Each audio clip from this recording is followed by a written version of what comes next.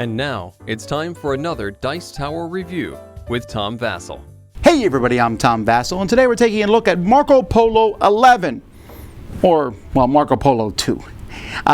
This is a game I did not know was being made until just recently. Marco Polo is one of my favorite Euro-style games in which Marco Polo goes around exploring all over the Far East, or other different people that you have, and collects resources and uses that to complete contracts. Also go exploring and establishing trading posts to get the most points. Really love Marco Polo. And the main reason I love Marco Polo is that it has these special abilities that each person has, which are crazy powerful, but everyone has one. And this game promises to be a little bit like that, Marco Polo 2. Although it's kind of weird it's called Marco Polo 2, and I don't think Marco Polo's in it. But no matter. You may have never played Marco Polo before. Fantastic. Who cares? Let's take a look at this game as its own game first. Here we go.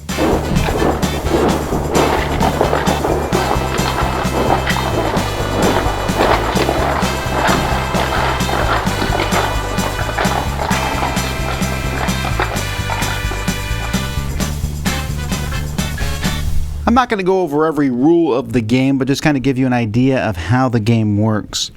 Players are trying to get the most points over a series of rounds, and it's really easy to remember how many rounds are in the game because you'll be replacing one of these tokens at the bottom of each of these three spots every round. So over 6 rounds, players are going to be at the beginning of each round rolling their dice.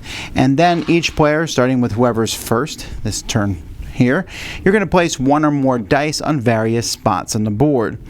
Now at the beginning of the game you're only going to be able to place your dice down here at the bottom, but as you move your dude who starts in Beijing, as they move around the board and you place your trading posts in different areas, you will then be able to use dice on the cards in those areas. So what are these different areas do? Well, let's take a look at some of them. First of all, you have books. When you have books, you can place a die in one of these spots here. It needs to be a 1 or higher, 3 or higher, or 5 or higher. And when you go there, you pick one of the 4 offers that's there. So I could take a jade and 2 bags, 3 coins and 2 bags, or I could pay a jade to take 4 bags, pay 2 jade to take 2 camels, a bag, cloth, and gold. And like I said, every round these are going to change, so there's going to be various things. And there are 3 different piles, and the piles have kind of different types of good. You'll see more bags over here, more cloth over here, and more gold over there. Here we have 4 different spots. You can always place as many dice as you want in this spot to get 3 coins, 2 camels, or a jade. You can also place a die here to get 4 coins and 2 camels.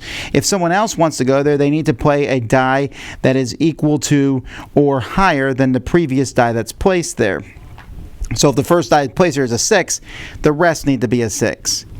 Here we have 2 cards. These will be replaced each round, so they're going to be different. For example, here I can pay a camel in the bag to get 7 coins. Here I can pay a camel to get 3 coins, or pay a coin to get a camel, and you can do this equal to the number of times on the die. And then here you're going to be trying to get these tiles here. These tiles are known as guild symbols, and when you go here, you simply just need to put 2 dice. You'll go by the lower die, and that's which one you'll get. You also may get some jade on top of it. When you get these seals, you can, in the future, after you get the seal, pay the cost on the seal. So this one costs 2 cloth and a 7 to upgrade it. Once you upgrade it, you're going to get a benefit every turn. In this case, you're going to get 2 points. You get it instantly, and at the beginning of every round, everything you have with an exclamation point will give you whatever it says. So again, in this case, 2 points. This one camels, this one jade, and this one 5 coins. Over here, you're going to place dice to move your people on the board. This one costs 2 and allows you to move 1 space. Here you put 2 dice, and you'll move up to 3 spaces equal to the lower die number that you've put there. And here you put 3 dice. You can move up to 6 spaces. You'll get the turn marker, probably, and I'll explain a little bit about that in a second. And you can place down an extra spot as you're moving, an extra trading post. Whenever you move on the board, and like I said, your character starts in Beijing, depends on how many spaces you move. So if you move to an oasis, nothing will happen. But as you move across paths, you have to pay the cost. So here it costs 3 coins, 4 coins, 3 coins, and 2 camels. And as you progress across the board, you're going to find that you're going to pay costs, but sometimes you even need to have a guild seal. For example, to move down this river, you need to have this guild seal to move down that way. And as you move across these different paths and places on the board, once you're done moving, you can get a bonus from where you go to. If you go here, for example, in Pagan, I'll get this token. It's removed from the game, but it gives me 2 gold. I then can place a trading post here, which, like I said earlier, now lets me use the card that's there. This one, I put a die there. A 1 to 3 gives me 2 jade. A 4 through 6 gives me 3 jade. Not to mention, as I slowly put out more trading posts on the board, my last 3 trading posts, the second and third last, give me 5 points each, and the last one I put on the board gives me 10 points each. Also, when I go to some of the spots on the board, if they have contracts there, I pick one of those contracts and I will add it to the board in front of me. Everyone starts with a contract, and as a free action on your turn, you can pay the resources on the contract to get these benefits, and then when you're done, placing it on your board down here in the completed contracts. You want to finish contracts because at the end of the game, whoever finishes the most will get 8 points and second most will get 4 points. That's one of many free actions. Players have different actions that they can do.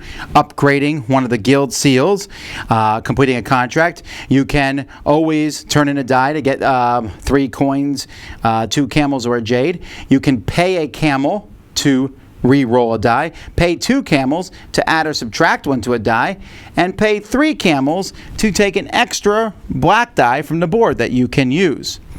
Now in this game, you are allowed to, on the blue spaces on the board, replace someone else's die. So if there's a 4 there and I want to go there, I can also go to that spot. But when you replace someone's die, you have to pay coins equal to the die. So while a 6 is great because a 6 can be placed in many spots and gives you good actions, this 2 is also useful because when I replace another die, I only have to pay 2 gold, while if I replace someone else's die with a 6, I would have to pay 6 gold. There's also a spot down here in the corner where you can put dice and take contracts from any cities where you have trading posts. And so this brings me to the last thing I want to talk about here, and that is at the beginning of the game, players are going to get a card. This card is going to give you bonus points if you get specific guild seals, possibly. Sometimes 1, sometimes 2, sometimes 3. But also, at the end of the game, you're going to get bonus points for the number of different types of cities you go in. So you can see here it shows all these different types of cities. And so, for example, if I have a trading post here in Jaipur, all right, so if I go to Jaipur, at the end of the game, I'll look, there's a flower there, I'll put it here. And the number of different cities that you get at the end of the game is going to give you points. Well, if you take this card at the beginning of the game, this says if I'm in these 2 types of cities, it's as if, well, there's 3 different cities here, it's as if I have 3 more of those, which will make my bonus points go up, because if you get 13 of these in total, that's 43 points. That's quite a few points. There's a few other things. Some cities, if you're present in these cities, like this one here, you'll get those bonuses at the beginning of each round. And you're just going to keep going through, and whoever has the most points is the winner. But there is one very critical thing that we need to talk about, and that is at the beginning of the game, each player is going to get a special character, and that character has a special ability. For example, this character, every round gets an extra 2 coins. Anytime she completes a contract, she gets a jade. Anytime she gets jade, she gets a victory point. Pretty powerful, so she can get a lot of jade and get lots of victory points. This person starts with 2 characters and 3 extra gold, and anytime they get something special at the beginning of the round, they can pick one of them and get it twice. This person, every time she rolls the dice, anytime, for any reason, gets bonus resources, just depending on what numbers are rolled on the dice. And there's all sorts. This guy can pass through Oasis. This guy, whenever someone takes a bonus tile and uses it, then he gets it and he can use it again. This person here doesn't have to pay camels or coin costs when they move. However, they can pretty much only move 1 space when they go to the movement spot. So each person has a very special, unique power. There's more to the game than that, like getting the start marker, depends on who placed the dice the highest here and on top, etc.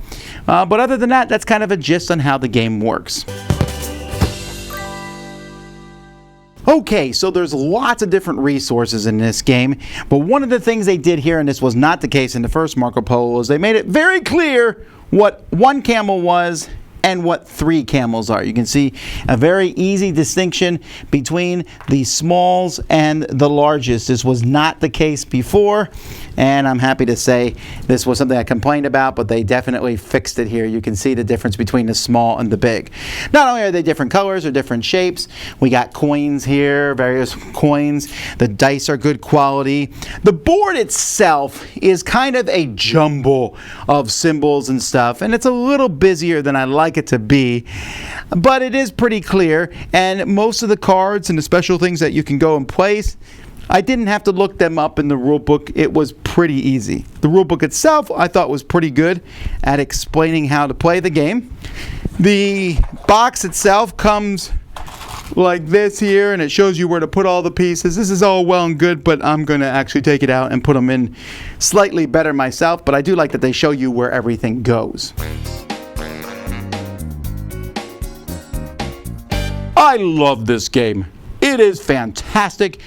The idea of dice placement is neat. The idea that a 6 is powerful, probably better than a 1, but a 1 is also cheaper to replace things, and sometimes you would rather have a lower number than a higher number, and it never feels like there's nowhere to put people. And that's a fantastic idea. It works really well. My favorite thing, as I said at the beginning of the review, are the special powers. They're powerful. They're fantastic. I have a guy who can skip the boring oasis spaces and just move on, and when he does skip them, gets points. I have the person who gets all this jade and does things with jade. I have the person who gets extra resources when they roll the die. That's cool. I really like the books. Go there and get a pile of resources. You can go into multiple strategies spread throughout the region, dropping off the different houses, the different trading posts, and scoring a lot of points for being in different places at the end of the game, as well as getting all those cool bonuses when you're out there. Or you can try to just complete as many contracts as you can, or do something in the middle. It just feels fun. There's definitely times where someone will go or take something I want. You're certainly watching what other people do. There's a little bit of divergence there, but you're mostly working on slowly spreading your trading empire out as far as you can go. It's really neat. But for those of you who have played Marco Polo 1, you're going to say, is it different? Is it the same? Well, you can probably tell a little bit of that itself. The rulebook itself addresses that. It tells you that there are these gold seals here that are on the side when there are rule changes. And you can see there's some here, and here, and here. And when I was learning the game, I was like, okay, never mind. There's gold seals everywhere. I'll just go through the whole rules as a whole. It's very similar to Marco Polo. In fact, I'll call it Marco Polo 1.5. Now, to be clear, the back of the book says that, or it's not the back of the book, but somewhere in here, it talks about using the other houses. Actually, it's in this supplement over here. That's right. Combining games. There's a supplement here that just explains the cards if you need to know what they do. But it tells you here, it's not designed with compatibility with the other games in mind. However, you can use different characters from Marco Polo and this one and switch them back and forth, although they don't always work. For example, there's no jade in the original Marco Polo. There's special characters, and it says you could even use part of the expansion for Marco Polo. I highly recommend you not doing that. But they're really not compatible per se. I guess you could take the characters and put them back and forth. But it's its own game. At the same time, this fantastic, amazing, terrific game that I love is really similar to Marco Polo. Marco Polo 1.5 is what I'm calling it. And I don't know that you need both in your collection. This almost feels like a Marco Polo variant. This feels to Marco Polo what one of the new Ticket to Ride maps is to Ticket to Ride. And that's fantastic. It's fun. But in a personal collection, like I'm going to put both of these in a Dice Tower library. But if I was in my personal collection, I would pick just one. Which one, you might ask? Well, in that case, Marco Polo 2. And let me tell you why. Because I think traveling in Marco Polo 2 is much more interesting. I like the way you can move around. It's faster. The traveling in Marco Polo 1 was, I felt, so restrictive that one of the characters, Marco Polo, I hardly ever picked him because I didn't feel his special ability was as cool as everybody else's.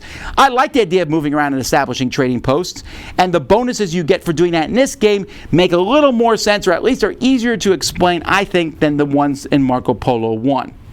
There's a lot of other smaller differences. That's the biggest one that I noticed, other than the guild seals, and I feel like this one gives you more stuff per round, and I get more goodness as the game goes by.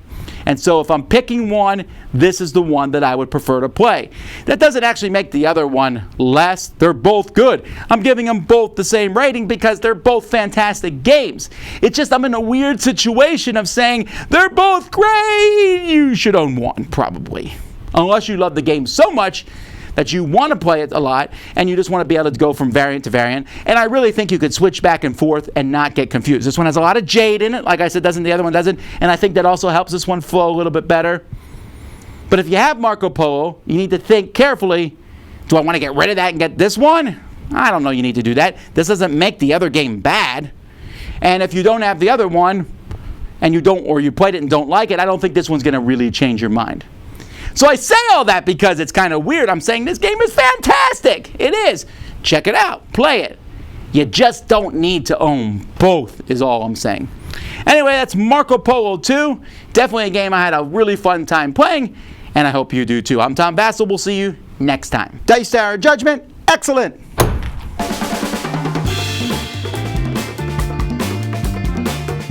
Thanks so much for watching another Dice Tower video. If you enjoy our videos, subscribe to the channel for more fun, comprehensive board game coverage. Also, consider joining us at one of our events. Come to Dice Tower Retreat, a small, intimate gathering where gaming is king. Join us for Dice Tower Cruise, the largest board game cruise.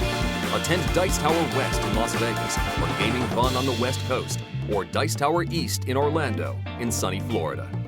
Dice Tower Conventions, the friendliest gaming conventions on Earth. I'm Eric Summerer, and you've been watching The Dice Tower.